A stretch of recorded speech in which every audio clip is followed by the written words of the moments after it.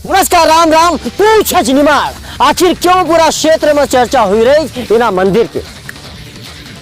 पूछे निमाड़ आखिर कई खास बात छे इना श्री कष्ट भंजन देव बालाजी सरकार धाम के। पूछे निमाड़ आखिर कब हो गए ना मंदिर में मूर्ति की प्राण प्रतिष्ठा? वीडियो पूरा देखो, पूरी जानकारी आपको देवागा। नमस्कार, प्रणाम। तो ईश्वर की कृपा से हमको स्वामी जी का दर्शन हो गया और स्वामी जी से हम पूछना चाहेंगे एक सवाल कि आखिर स्वामी जी दाहोद ही क्यों? मतलब पूरा निमाड़ क्षेत्र में और भी क्षेत्र बहुत सारा है जहाँ पर हमका श्री कष्ट भंजन जी का मूर्ति की प्राण प्रतिष्ठा कर सकता था, लेकिन दाहोद ही क्यों? દાહોદની પસંદગી એના લેણ કરી છે કે ગુજરાત और इंदौर, गुजरात અને ઇન્દોર જવાવાળા પેશન્ટ દાહોદથી ધાર જિલ્લાથી ખૂબ જ્યાદા છે. તો જ્યારે મારી કથા હતી કોટેશ્વરમાં, अच्छा, અને કોટેશ્વરમાં જ્યારે મારી કથા હતી તે સમયમાં મારા દિમાગમાં એ ચલતું હતું કે મધ્યપ્રદેશમાં એક આવી अस्पताल થાય કે જેનાથી લોકો ગુજરાત જતા અને ઇન્દોર જતા બંધ થાય. बिल्कुल। અને ત્યાંના લોકોને એક अच्छी સુવિધાવાળી अस्पताल મળી રહે. એના લેણ જ્યારે મારા દિમાગમાં આ વાત આવી ત્યારે अस्पतालના લેણ જમીન હું ઢૂંઢતો હતો. તો જમીન ઢૂંઢતા ઢૂંઢતા આ જગા જાણે મને મળી ગઈ. પ્લાન તો હું તો મારો अस्पतालનો જ, પણ પહેलं મંદિર થયું અને હનુમાનજી દાદા મંદિર એના લેણ પહેલે થયું કે વૈદ્યના દેવ કોઈ હોય તો હનુમાનજી મહારાજ છે. રામાયણમાં લક્ષ્મણજીને પુનર્જીવન દાન દેવાવાળા કોઈ હોય તો હનુમાનજી મહારાજ છે. તો મને ભાવ એ થયો કે હનુમાનજી મહારાજ બટી જાય તો આધા પેશન્ટ તો એમને અચ્છા થઈ જાય અને હનુમાનજી મહારાજ બટકે તો अस्पताल બી જલ્દી નિર્માણ થાય.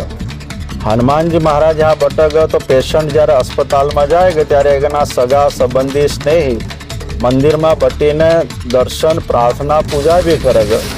તો બેવ બેનિફિટ મળી જાય એના લે મને આ સ્થાન પસંદ કર્યું અને સબસે પહેલા હનુમાનજી મહારાજ બટી રહ્યા છે અને હનુમાનજી મહારાજની મૂર્તિ સ્થાપના થયા બાદમાં अब 20 તારીખના अस्पतालનું ભૂમિપૂજન અને अस्पतालનું કાર્ય નિર્માણ કાર્ય अब શરૂ થવાનું છે.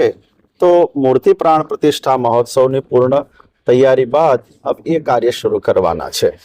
एक अंतिम सवाल स्वामी जी, आपको यह प्रेरणा कहाँ से मिली कि आपको हनुमान जी को मंदिर बनाना है और हॉस्पिटल को निर्माण करना है? क्योंकि आप तो स्वयं मतलब सेवक छे और प्रार्थना और भगवान में लीन रहे जाए, उसका बाद भी मतलब इस प्रकार की भावना कहाँ से प्रेरणा मिली आपको?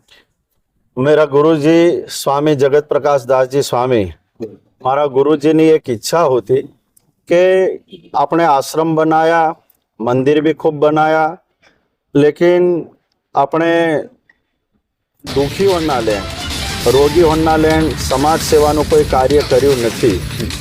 तो मारा गुरु ने एक इच्छा होती कि कोई एवं काम मेडिकल क्षेत्र में आपणे करिए कि जेनाथी एक सेवा थाय. तो गुरुजीनी एक इच्छा होती અને એ ઈચ્છા પૂરી કરવા માટે અને ઘણા વખતથી એમ થતું હતું હું એક કોઈ ક્ષેત્ર પસંદ કરું કે જેનાથી આ કાર્ય પૂરું થાય. તો પ્રેરણા મળી મને अस्पताल કરવાની મારા ગુરુજીના જીવનમાંથી. હનુમાનજી મહારાજ બીચમાં આયા એ હાલ હું બી વિચારી રહ્યો છે કે હનુમાનજી ક્યાંથી આયા બીચમાં.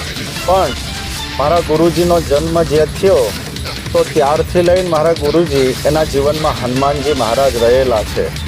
એમના માના ઉદરમાં સ્વામીજી જ્યારે હતા ત્યારે હનુમાનજીએ દર્શન દઈને એમ કીધું હતું એમની માને કે તમારા પેટમાં જે બચ્ચું છે એ આખા જગતના લોકોનો ઉદ્ધાર કરે એવું એ બેટો છે, તો એનો આત્મહત્યા કરીને તમે અને બેટાને નહીં મારો. તો હનુમાનજી ગુરુની સાથે જોડાયેલા છે અને હનુમાનજીના સાનિધ્યમાં જ સ્વામીએ દીક્ષા બી લીધી હતી અને સ્વામીજીને ખૂબ પ્યારું સ્વરૂપ સારંગપુરના હનુમાનજીનું હતું. તો શાયદ બેવ પ્રેરણામાં મારા ગુરુજી જ છે. अस्पतालની પ્રેરણા હોય કે પછી આ મંદિરમાં હનુમાનજીની સ્થાપનાની પ્રેરણા હોય મારા ગુરુજી પાસથી મને મળી છે. आपने आपको अमूल्य समय दियो एक लिए आपको बहुत बहुत पूरा निमाड़ क्षेत्र की तरफ से बहुत बहुत धन्यवाद. ધન્યવાદ. જય સ્વામિનારાયણ. જય સ્વામિનારાયણ.